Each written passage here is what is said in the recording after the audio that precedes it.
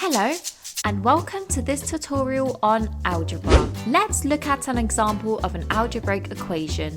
Find the value of x. 3 plus 4 equals x.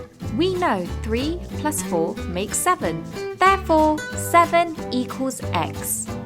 A tip is the x equaling something, such as an apple, is the same as apple equals x. Therefore, going back to our question, 7 equals x is the same as x equals 7. Simple. Let's look at another example. Work out the value of x, where 14 minus x equals 8. It's important to know that the operation, which is plus, minus, multiply or divide to the left of a value belongs to that value. The operation to the left of x is minus. Therefore, the minus belongs to the x. To solve for x, we need to rearrange the equation.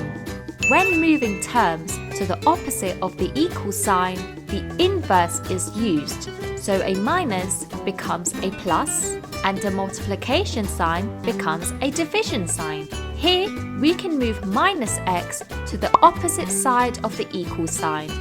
Therefore, on the left-hand side of the equal sign will only be 14 equals 8 plus x, as we have moved the x to the opposite side of the equal sign.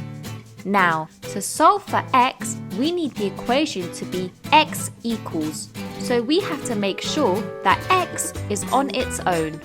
Therefore, we have to move 8 out of the way to the opposite side of the equal sign. Remember, 8 is a positive number. Therefore, to move the 8, we need to do the inverse. The inverse of plus 8 is minus 8.